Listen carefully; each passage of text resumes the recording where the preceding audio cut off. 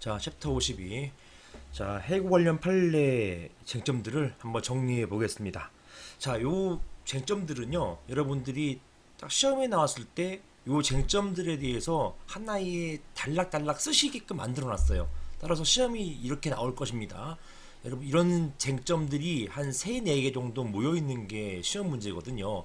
뭐 심지어 많으면 5개 이상도 모을 수 있지만 아무튼 이러한 쟁점들이 있을 때 여러분은 여기 있는 것 다 문제점, 판례, 검토, 그리고 사안의 경우 또는 사안의 해결 이런 식으로 하나 딱 만들어 가지고 그 쟁점들을 쓰는 것입니다. 그래서 전체 문제가 있고요. 여기에는 보통 한 4가지 정도, 5개 정도, 4가지 또는 5가지 정도의 어떤 쟁점들이 있고 이러한 쟁점들에 대해서 하나씩 하나씩 풀어서 쓰는 것입니다. 그러니까 시험 답안은 그 틀이 한번 경험해 보시거나 몇 번 쓰신 분들은 그렇게 어렵지가 않아요. 아, 최초의 문제의 제기에서 이 사건에 있어서는 첫 번째, 두 번째, 세 번째, 연이어 5번째 이런 쟁점들이 문제가 된다라고 쓰신 다음에 각각의 쟁점들에 대해서 문제점, 학설, 판례, 검토, 사안의 경우 다시 두 번째 쟁점에 대해서 학설, 판례, 그 다음에 검토, 사안의 경우 쭉 쓰신 다음에 맨 마지막에 사안의 해결 또는 결론 이렇게 쓰시면 그게 답안입니다. 완벽한 답안이 되는 것입니다. 그래서 여러분들께서는 많이 써보시는 그런 써보신 분들께서는 이런 그 틀에 익숙해지시기 때문에 그 쓰는 것 자체에는 이제 크게 문제가 되지 않는다는 걸 경험하신 분들은 스스로 아실 겁니다. 나중에 많이 쓰시다 보니까 쓰는 것 때문에 문제되는 것이 아니라 내가 얼마나 많이 정리해서 빨리 쓰는지 빨리 이 쟁점을 추출해내 가지고 잘 정리해 쓰는 것인지 그것이 이제 가장 이제 시험의 당락을 결정하는 또는 고득점을 결정하는 그런 어떤 요소가 될 것이라고 봅니다. 따라서 여기 나와 있는 쟁점들을 여러분께서 그대로 여러분께서 그 뭐 암기하시든지 정리하시든지 그렇게 하세요. 왜냐하면은 이런 쟁점들을 여러분이 많은 책들을 읽으셔가지고 다시 문제점을 만드시고 판례 태도를 또 이제 정리하시고 추려내시고 검토하시고 시간 오래 걸리거든요. 그렇게 또 오래 걸려 시험 공부한다고 해서 이런 주관식이 잘 써지는 것도 아니에요. 딱 이 정도 제가 여러분을 대신해서 이렇게 정리 났으니까 요거 위주로 여러분이 딱 암기해 가시면 다른 사람보다 훨씬 더 좋은 그런 설명 어떤 답안을 쓰실 것입니다.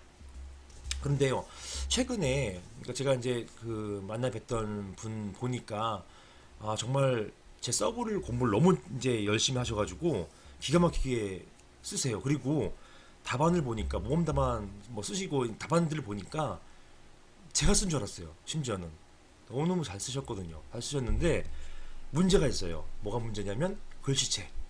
이 부분은 좀 여러분이 신경을 쓰셔야 됩니다. 이게 채점을 사람이 하는 것이에요. 그리고 정말 많은 분량을 한 정된 시간 내에 채점을 해야 되는데 그 채점 시간이 아무리 따져보고 계산해 본다 하더라도 1분에서 2분을 넘지 못합니다. 정말 쓱쓱 보고 가는 건데요.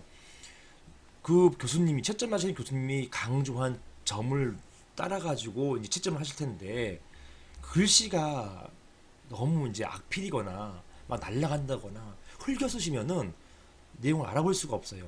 물론 전문가이기 때문에 대부분은 알아보긴 하지만 이게 신경 써서 알아보는 거하고 딱 보기에 깔끔하게 잘 알아보는 거하고 느낌 자체가 다릅니다. 이게 무시할 수가 없어요. 그래서 저도 그 뭐 글도 기고하고 뭐 하는 여러 가지 이제 좀 이슈화 시키려고 하고 있는 부분이 있는데 영국이나 다른 나라 미국 일부 주처럼 어떤 바시험, 뭐 영국 변호사 시험 같은 경우는 컴퓨터로 이제 타이핑해서 시험 보거든요. 우리나라 충분히 IT 기술 돼 있어서 해킹이나 이런 거 방지하고 이거 잘 쓸 수 있게끔 할 수 있는 기술이 있어요. 그럼에도 불구하고 여전히 굳이 옛날에 과거 시험 보듯이 이 펜으로 이렇게 쓰게끔 하는 것, 요것 때문에 이 필체 때문에 탈락되는 사람이 상당히 많이 있을 거란 말입니다. 그래서 이런 부분이 좀 불합리하다고 생각되는 점이 있습니다.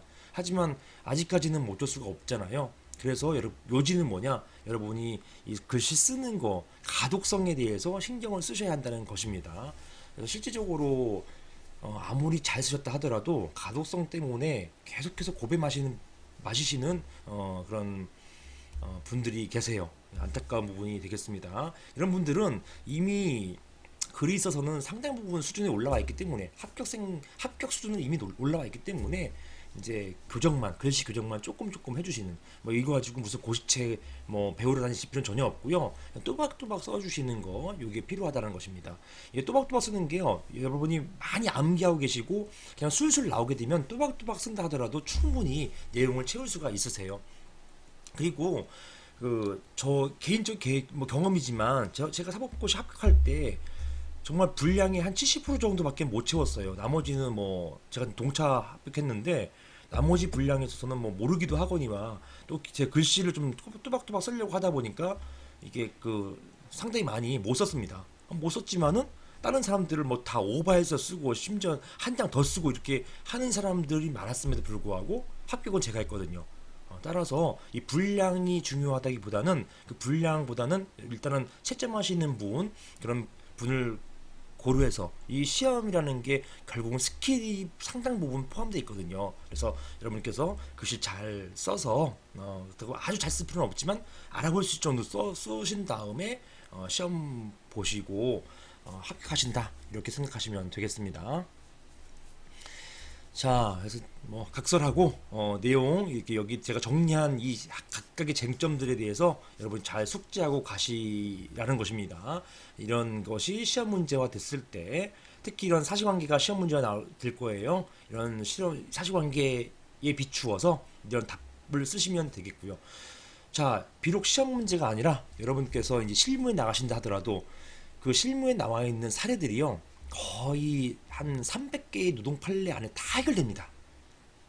그냥 똑같은 판례, 똑같은 사례를 적용해 쓸 수 있는, 다만 사실관계만 조금씩 다를 뿐이에요.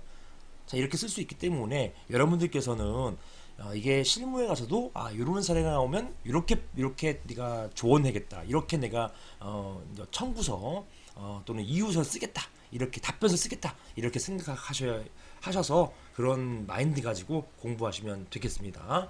자, 보시는 것처럼 파산조차와 근로관계 종료. 자, 이건 뭐냐? 회사가 파산했어요. 이제 끝나버렸단 말입니다. 거의 뭐 망했어요. 망한 회사는 당연히 근로관계 종료하겠죠. 이렇게 망한 회사에서 근로관계 종료시키는데, 이때 굳이 어차피 망한 회사인데, 돈도 없는 회사인데 정당한 이유가 이시 해고해야 되는 것이냐? 이게 지금 정당한 이유가 이를 따져가지고 해고를 시켜야 되는 것이냐? 아니면 이러한 그 파산 당시의 근로관계 종료는 마치 정리해고랑 굉장히 유사하잖아요. 그렇죠? 또 정리해고가 병행될 수도 있습니다. 이런 경우에 정리해고로 볼 것이냐, 뭐 이런 거에 대한 쟁점이 되겠습니다. 자, 문제점 보시면 기업이 파산 선고를 받아서 사업을 폐지, 이제 끝났어요. 이제 회사가 이제 망했단 말입니다.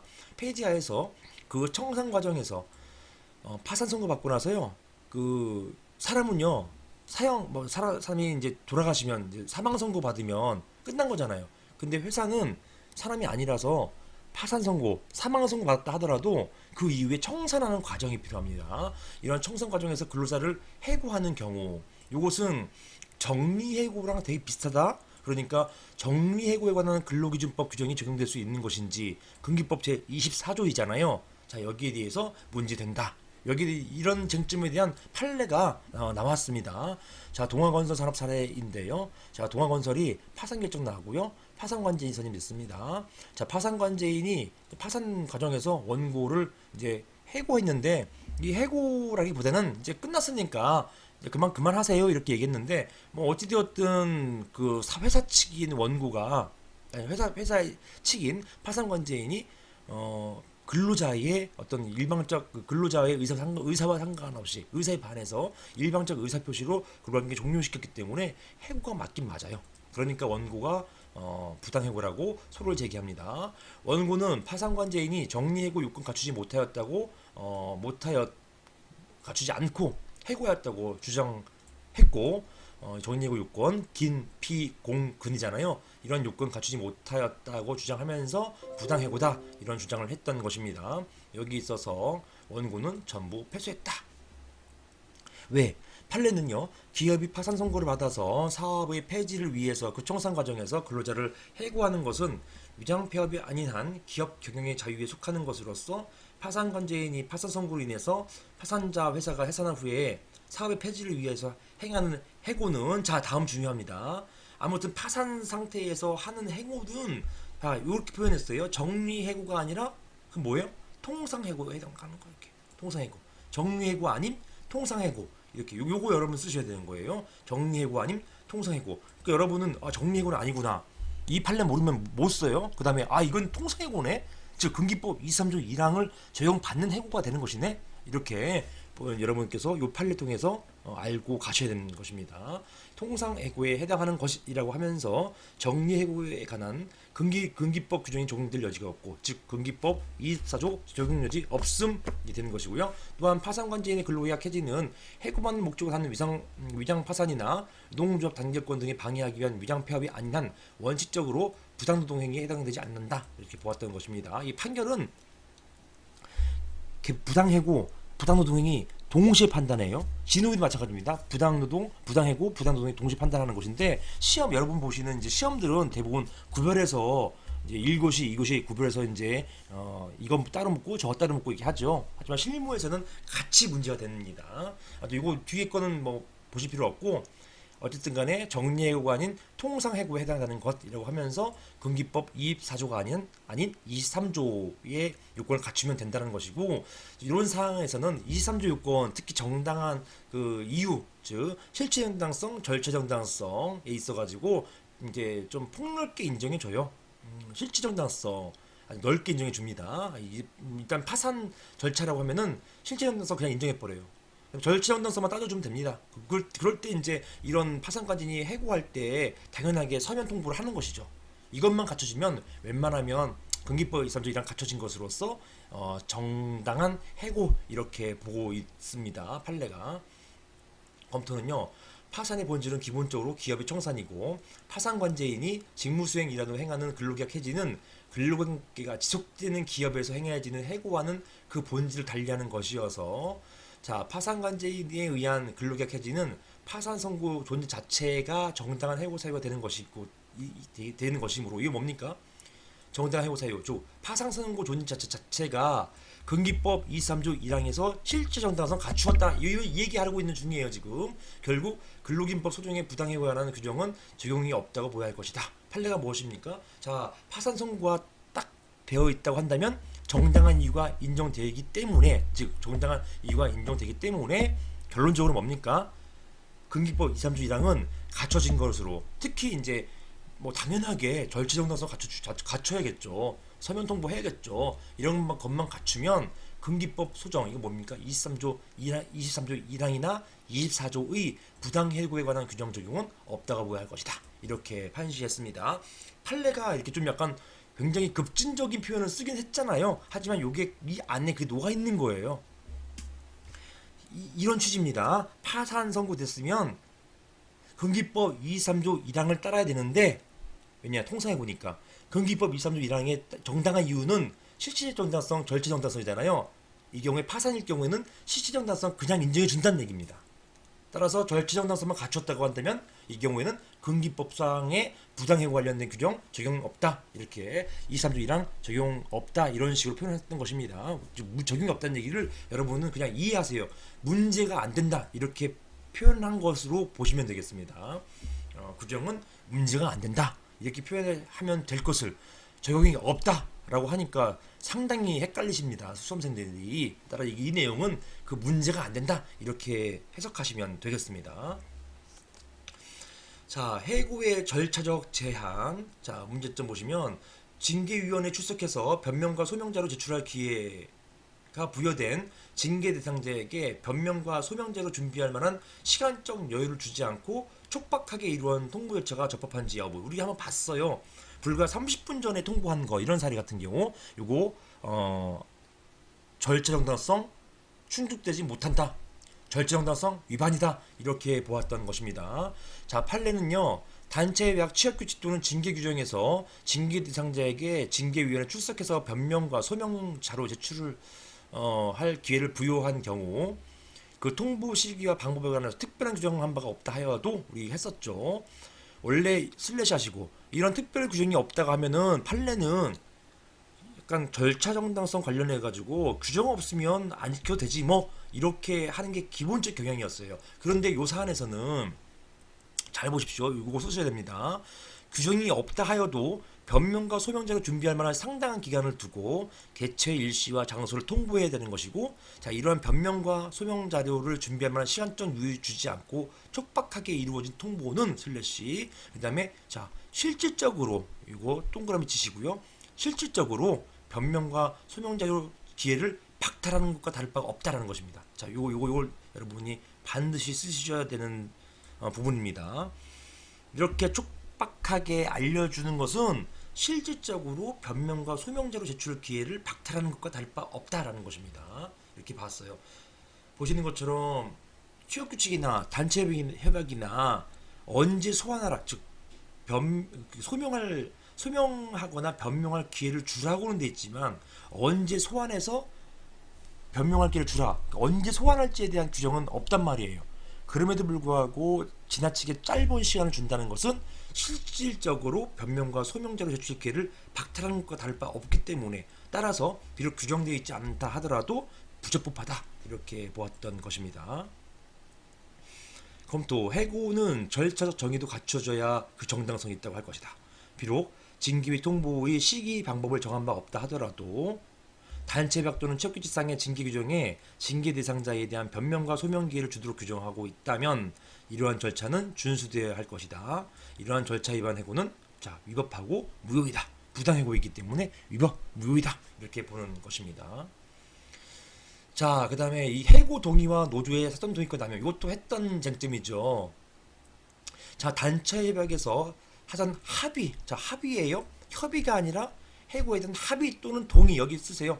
여기 그 괄호 치시고 동의, 합의 또는 동의 조항을 둔 경우, 자, 만약에 그 회사에서 정리해고 해야겠다라고 할 때는 노조의 합의 또는 동의를 얻어야 한다라는 규정을 두고 있는 경우에는 그런 합의나 동의 없이 한 정리해고는 바로 무효이다. 이런 절차 위반으로서 무효이다 이렇게 보는 것이죠. 협의는 아니었잖아요. 협의는 그냥 협의만 했으면, 협의하려고 시도했으면 되는 것이고, 협의 안 했다고 하더라도 그러한 해고가, 정리해고가 무효가 되지 않습니다. 근데 합의나 동의 조항을 둔 경우에는 이러한 절차 거치지 않았을 때는 그거는 무효이다 이렇게 보는 것이 판례 태도이죠. 다만 노조가 사전 동의권을 남용한 경우, 이런 경우에는 무효가 안 되고 예외적으로 회사가 정리해고 할 수 있다. 이 내용입니다. 자, 노조가 사전 동의권을 남용하였다고 보아서 사전 합의 없이 해고할 수 있는 경우가 어떤 경우인지 따라서 그것이 문제된다라는 것이고, 여기서는 사전 동의권 남용이 무엇인지 살펴보겠다라는 것입니다.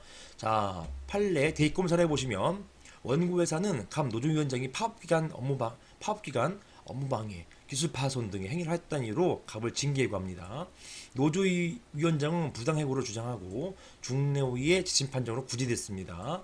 자, 이 원고회사는 중의에 불복해서 소재기했고요. 자, 여기에 대해서 그 1심은 동의권 남용했다라는 취지로 이제 그 패소했고요. 그 다음에 뭐 재심도, 그런데 이제 그 2심도 재심 취소했다. 뭐 모두 도의권 남용했다 이렇게 보았던 것입니다. 여기 대법원은요, 노사 간 협상을 통해서 사용자가 그 권한을 제한하기로 합의하고 노동조합이 동의할 경우에 한해서 해고권을 행사하겠다는 의미로 해고의 사전 합의 조항이죠. 을 단체협약에서 두었다면 그러한 절차를 거치지 아니한 해고 처분은 원칙적 무효, 자, 원칙 무효예요. 판시하면서 슬래시 하시고, 다만 이제 예외가 뭡니까? 노조의 사전 동의권 남용일 경우에 그때는 무효가 아닌 거예요. 해고 처분이. 그 예외를 한번 보시겠습니다. 다만 노동조합이 사전 동의권을 남용하거나 스스로 사전 동의권을 포기한 것으로 인정되는 경우에는 노동조합의 동의가 없다 하더라도 사용자의 해고권 행사가 가능하다라는 것입니다. 자, 이때 노동조합이 자, 사전 동의권을 남용한 경우가 어떤 경우냐? 여기에 대해서 자, 노동조합 측에 자, 중대한 배신행위 있죠. 우리 봤었죠. 중대한 배신행위가 있고, 그 다음에 그 피징계자가 사용자 회사에 대해서 중대한 위법 행위를 했었으며, 그 다음에 이로 인해서 막대한 손해를 입혔다. 회사에 막대한 손해를 입혔다. 이런 것이 객관적으로 명백하다는 것입니다.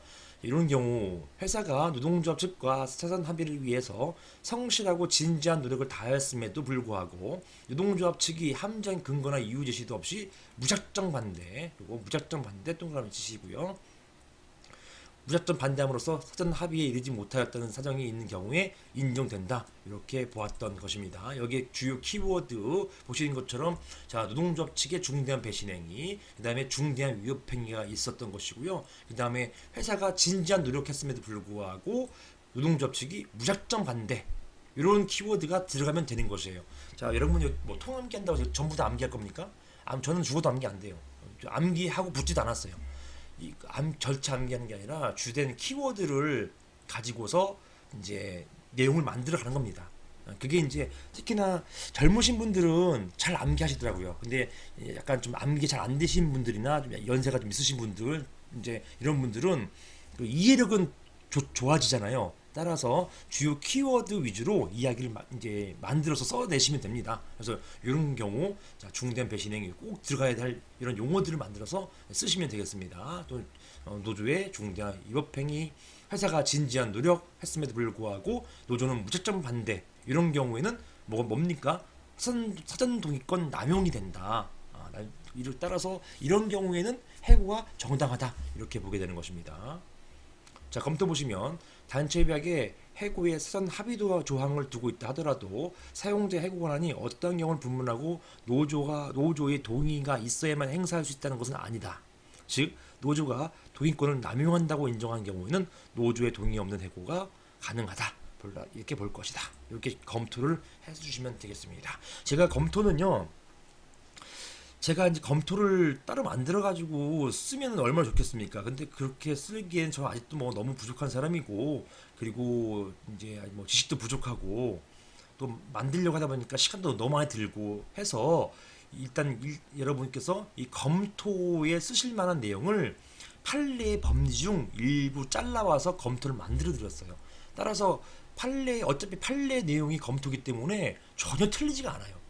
이런 검토가 약간 좀 어색하거나 잘 맞지 않는다 하더라도 일단 이 검토를 여러분께서 숙지해서 쓰시면은 일단 훌륭하게 시험 답안은 완성된다는 것입니다. 완벽하진 않아요. 비록 완벽하지 않는다 하더라도 여러분이 합격할 수 있는 정도까지의 어떤 검토 수준에는 이를 것입니다. 여러분께서 공부하시다가 더 좋은 검토가 있다. 그럴 경우에는 그거 쓰시면 돼요. 쓰시고 저한테도 좀 알려주세요. 제가 반영할 수 있게끔 해주시면 감사하겠습니다.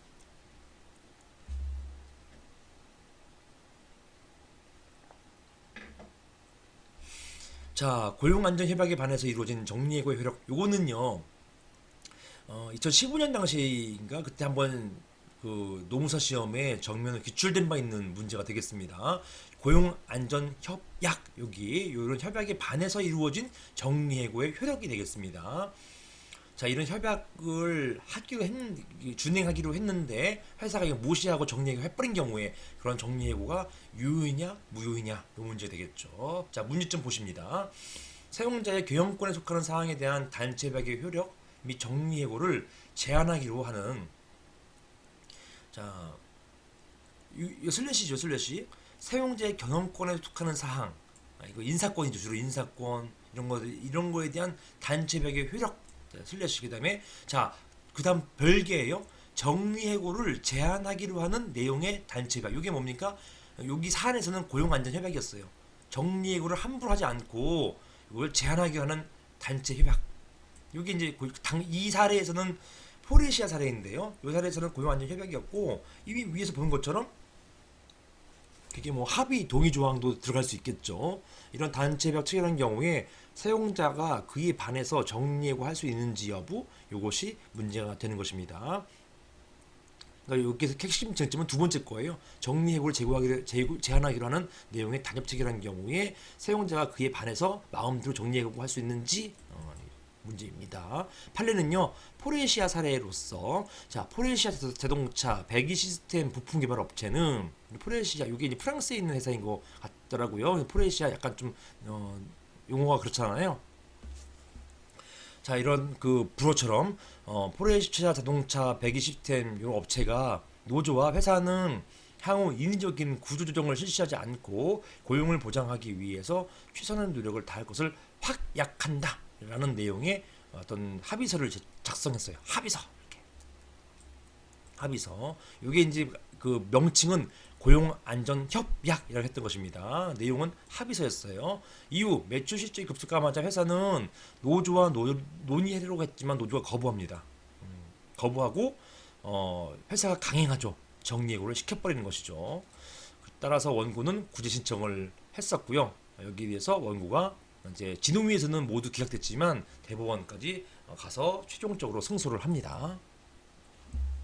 판례는 자, 정리해고나 사업조직의 통폐합 등 기업의 구조조정 실시 여부는 경영 주체에 의한 고도의 경영상 결단에 속하는 사항으로서 원칙적으로는 단체 교섭의 대상이 될 수 없으나 이 부분은요 나중에 이제 노조법 가서 단체 교섭의 대상성에 대해서 다시 살펴볼 것입니다. 자, 이렇게 사용자의 경영권에 속하는 상황이라 하더라도 노사는 임의로 단체 교섭을 진행해서 단체 협약을 체결할 수 있다 이것이고요. 그 내용이 강행법규나 사회질서에 위반되지 않는 이상 단체 협약으로서의 효력이 인정된다. 자율적으로 단체 협약 대상이 된다는 것이에요. 라고 판시하면서 고용보장에 관한 확약에 반해서 단행된 이 사건 정리해고는 부당하다. 어찌되었든 이런 이미 그 노사가 자율적으로 단협을 제공할 이제 만들 수 있는데 그런 단체 협약은 효력이 인정되는 것이고 이런 단체 협약이 인정되었고 따라서 어떠한 단체 협약을 체결했냐면 이런 고용안전협약이라고 하는 단체 협약을 체결했어요. 그러면 이걸 가지고 지켜야 한다는 것이에요. 따라서 이런 고용보장에 관한 확약, 확약에 반해서 이건 협약이라고 썼지만 여기 또 확약이라고도 썼습니다. 그 사안에서는 왔다 갔다 했어요. 고용보장에 관한 확약에 반해서 단행된 이 사건 정리해고는 단체 협약의 효력이 인정되는 전제 하에서라고 한다면 당연하게 이런 고용안전협약을 준수해야 되는 것이고 누가? 회사가. 따라서 이런 거에 반해서 단행된 이 사건 정리해고는 부당하다라고 판시했습니다. 그래서 결론적으로 원고들은 모두 구제되었던 것이죠. 자, 검토 보시면 사용자가 노동조합과의 협상에 따라서 정리해고를 제한하기로 하는 내용의 단체 협약을 체결했다고 한다면 특별한 소장이 없는 단체 협약이 강행법규나 사회질서에 위반된다고 볼 수 없고 나아가서 근로조건 기타 근로자에 대한 대우에 관하여 정한 것으로서 그에 반하여 이루어지는 정리해고는 원칙적으로 정당한 해고라고 볼 수 없다. 다만 정리해고의 실시를 제한하는 단체협약을 두고 있다 하더라도 단체협약을 체결할 당시의 사정이 현저하게 변경되어서 사용자에게 단협의 이행을 강요한다면 객관적으로 명백하게 부당한 결과에 이르는 경우 그때는 사용자가 단체협약에 의한 제한에서 벗어날 수 있다.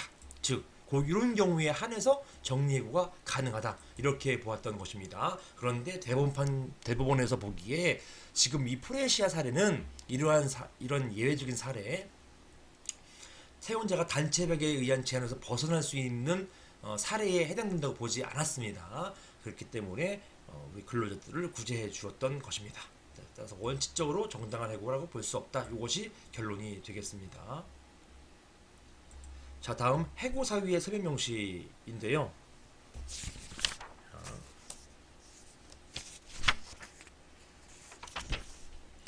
문제점 보시면 군기법 제27조에 근로자에 대한 해고는 해고 사유와 해고 시기를 서면으로 통지하여야 효력이 있다.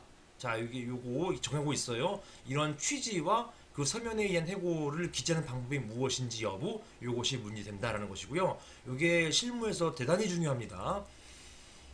뭐 군기법 23조 1항 가지고서 즉 정당한 이유 따질 때 실체 정당성, 절차 정당성 따지게 되는데요.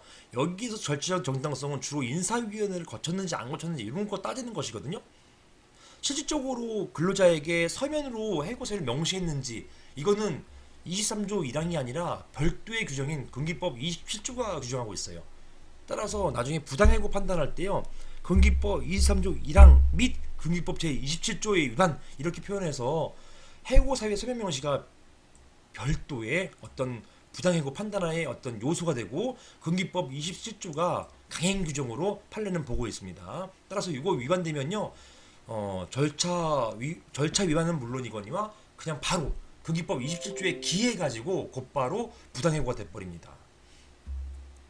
자, 판례가요. 이 대우조선 해양 사례인데요. 이거 굉장히 많이 써먹는 판례예요. 실무에서도 사례 우리 여러분 시험에서는 더 당연하겠죠. 이런 문제들이 그 시험에 나올 것이고 또 시험에 몇 차례 또 나오기도 했었어요. 그러니까 항상 강조되는 쟁점이다 이렇게 보시면 되겠습니다.